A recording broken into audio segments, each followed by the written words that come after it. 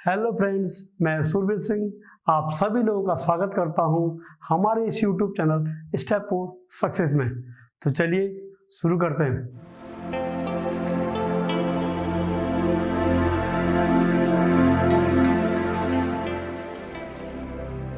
तो दोस्तों, पिछले वीडियो में हम लोगों ने भारत का संवैधानिक विकास के बारे में पढ़ा था और देखा था कि किस तरह से ब्रिटिश ईस्ट इंडिया कंपनी के कार्यों के ऊपर, अधिकारियों के ऊपर किस तरह से नियंत्रण लाया गया। इसमें हमने 1773 के रेगुलेटिंग एक्ट के बारे में, 1784 के पिट्स इंडिया एक्ट के बारे में तथा 1786 के विशेष अधिनियम के बारे में पढ़ा था। हमने देखा था कि कंपनी के कार्यों पर नियंत्रण लाया गया तथा गवर्नर जनरल को विशेष सशक्त अधिकारी बनाया गया था। तो देखिए दोस्तों, कंपनी का व्यापारिक अधिकार चल रहा है और कंपनी नियंत्रण मंडल के आधार पर कार्य कर रही है। तो दोस्तों, अब हम इस वीडियो में 1793 का चार्टर एक्ट तथा 1813 के चार्टर एक्ट के बारे में पढ़ेंगे और देखेंगे कि यह चार्टर एक्ट क्या थे और इन चार्टर एक्टों में क्या क्या प्रावधान लाए गए थे। देखिए दोस्तों, मैंने आपको पहली वीडियो में बताया था कि जब 1600 ईस्वी में ईस्ट इंडिया कंपनी की स्थापना की गई थी तो ब्रिटेन की महारानी एलिजाबेथ प्रथम ने कंपनी के लिए 15 साल के लिए व्यापार करने का एक आदेश पत्र जारी किया था तथा ये व्यापारिक अधिकार धीरे धीरे आगे बढ़ाया जाता है। 1773 के रेगुलेटिंग एक्ट के बाद इस व्यापारिक अधिकार को 20 वर्षों के लिए बढ़ाया गया था तथा 1793 में यह व्यापारिक अधिकार जो 20 वर्षों का टाइम पीरियड मिला था, इसकी समय सीमा भी समाप्त हो गई थी तथा कंपनी के अधिकारी व्यापारिक अधिकार को आगे बढ़ाने के लिए ब्रिटिश संसद से मांग कर रहे थे। देखिए दोस्तों, चार्टर एक्ट होता क्या है।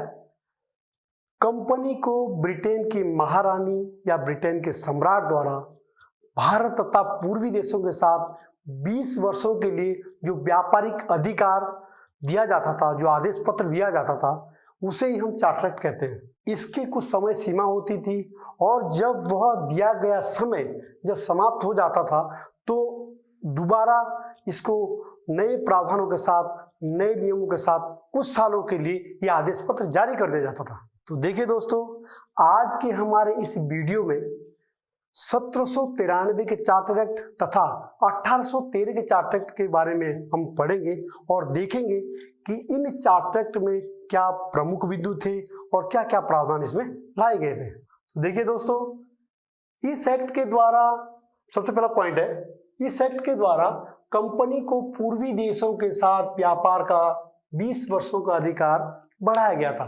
देखिए दोस्तों, पहला पॉइंट हम लोगों ने देखा कि जो कंपनी के अधिकारी जो मांग कर रहे थे ब्रिटिश संसद से कि व्यापारिक अधिकार बढ़ा दिया जाए, तो ये अधिकार मिल गया। यहाँ पर कंपनी को 20 वर्षों तक के लिए व्यापारिक अधिकार बढ़ा दिया और कह दिया कि कंपनी भारत तथा पूर्वी देशों के साथ 20 वर्ष तक व्यापार कर सकती है। पहला पॉइंट हमारा ये व्यापारिक अधिकार मिल गया।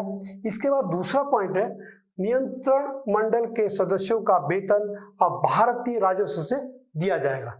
देखिए दोस्तों, हम लोगों ने 1784 में पिट्स इंडिया एक्ट देखा, उसमें एक नियंत्रण मंडल बनाया गया था, बोर्ड ऑफ कंट्रोल। उसके 6 मेंबर हुआ करते थे और उसमें हम लोगों ने देखा कि उस समय जो है जो कंट्रोल बोर्ड था उसके जो सदस्य होते थे उसका जो वेतन दिया जाता था वो ब्रिटेन से दिया जाता था। लेकिन 1793 के चार्टर एक्ट में ये प्रावधान लाया गया क्योंकि वहां पर संसद में बात चलती थी कि भाई जो कंट्रोल बोर्ड बनाया गया है, जो नियंत्रण मंडल बनाया गया है, वो कंपनी के कार्यों को देखता है और कंपनी के कार्यों के लिए बनाया गया था। इसीलिए उनका जो वेतन है वो भी भारतीय राजस्व से दिया जाए।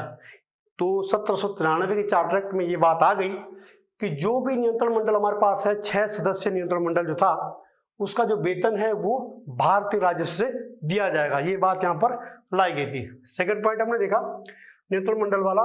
तीसरा पॉइंट हमारे पास, गवर्नर जनरल को परिषद के निर्णय को रद्द करके स्वयं के निर्णय को लागू करने का अधिकार मिल जाता है। तो देखिए दोस्तों, 1786 का विशेष अधिनियम आपने पढ़ा है, आपने देखा है उसमें एक अधिकार मिल जाता है गवर्नर जनरल को अपनी काउंसिल के जो निर्णय है उनको रद्द करके स्वयं के निर्णय को लागू करने का अधिकार गवर्नर जनरल को मिल जाता है। तो ये जो आंशिक वीटो पावर उस समय मिली थी, जिसमें ये बताया गया था कि अपने काउंसिल के मतों की अवहेलना करके गवर्नर जनरल स्वयं के निर्णय को अपने अनुसार किसी भी विधेयक को पारित कर सकता है। इस आंशिक वीटो पावर को 1793 के चार्टर एक्ट में पूर्ण वीटो पावर का रूप दिया गया तथा गवर्नर जनरल किसी भी विषय पर अपने काउंसिल के मतों की अवहेलना करके स्वयं के निर्णय को लागू करने का अधिकार यहाँ पर मिल जाता है। और ये पॉइंट यहाँ पर हम लोगों ने पढ़ लिया। इसके बाद हम लोगों ने देखा गवर्नर जनरल को अपनी परिषद में किसी एक सदस्य को उप प्रधान नियुक्त करने का अधिकार।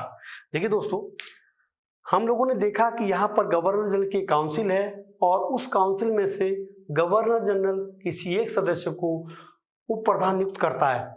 उस उप प्रधान का जो कार्य होगा गवर्नर जनरल की अनुपस्थिति में वह उसके पद पर कार्य करेगा, इसलिए गवर्नर जनरल जो है किसी एक मेंबर को उप प्रधान नियुक्त करता है।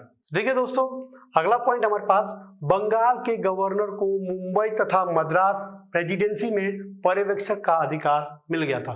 देखिए दोस्तों, बंगाल का जो गवर्नर जनरल है, आपने पीछे वीडियो में पढ़ा है कि बंगाल के गवर्नर जनरल को मद्रास तथा मुंबई की प्रेसिडेंसी का जो मेन हेड था वो पहले ही बना दिया गया था, लेकिन यहाँ पर इसे एक और अधिकार मिल जाता है पर्यवेक्षक का, यानी इसे बंगाल का जो गवर्नर जनरल है इसे मुंबई तथा मद्रास प्रेसिडेंसी का पर्यवेक्षण का भी अधिकार मिल जाता है।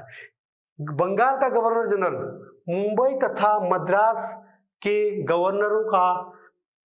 गवर्नरी कार्यों का पर्यवेक्षण निरीक्षण भी कर सकता है। ये अधिकार बंगाल के गवर्नर जनरल को मिल जाता है।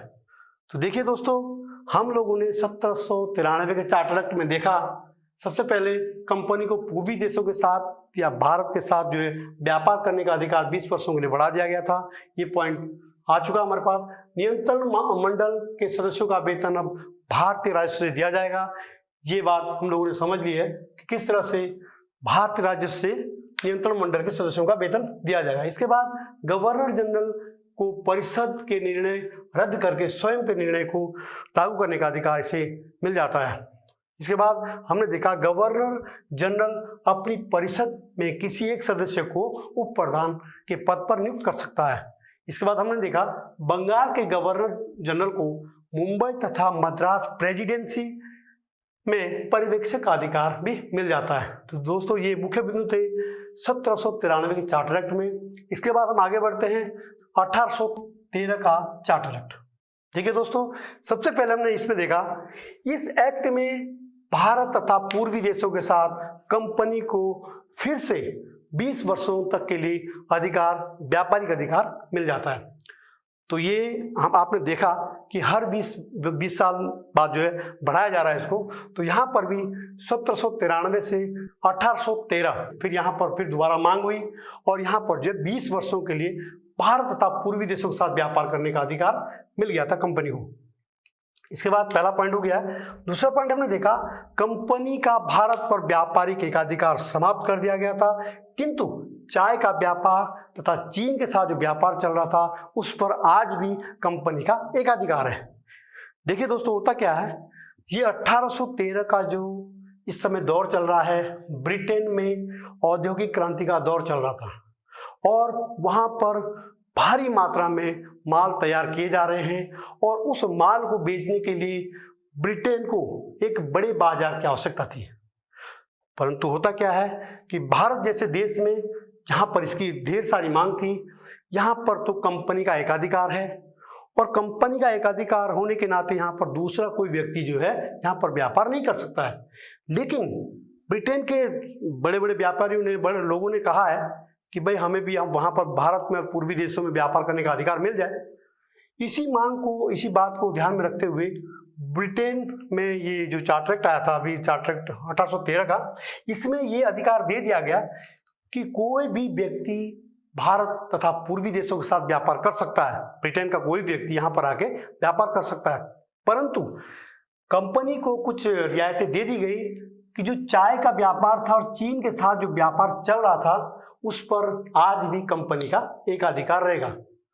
देखिए दोस्तों, हम लोगों ने ये चीज देखी, कंपनी का जो एकाधिकार है उसे अब समाप्त कर दिया गया। सिर्फ चाय और चीन के साथ जो व्यापार चल रहा था उस पर अभी कंपनी का एकाधिकार बरकरार है।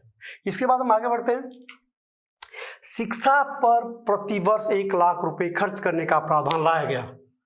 देखिए दोस्तों, हमारा जो चार्टर एक्ट है इसके तहत जो एक बात आई थी बहुत इंपॉर्टेंट है और कई एग्जामों में पूछी जाती है, ये बात बार बार पूछी जाती है कि वह कौन सा चार्टर एक्ट है या किस चार्टर एक्ट के तहत भारत में 1 लाख रुपए प्रति वर्ष शिक्षा के क्षेत्र में कार्य करने का, शिक्षा के क्षेत्र में खर्च करने का प्रावधान आया था।